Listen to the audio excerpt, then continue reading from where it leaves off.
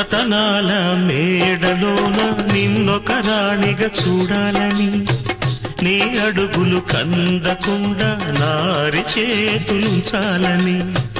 రతనాల మేడలోన నిన్నొక రాణిగా చూడాలని, నీ అడుగులు కందకుండా నారి చేతులుంచాలని.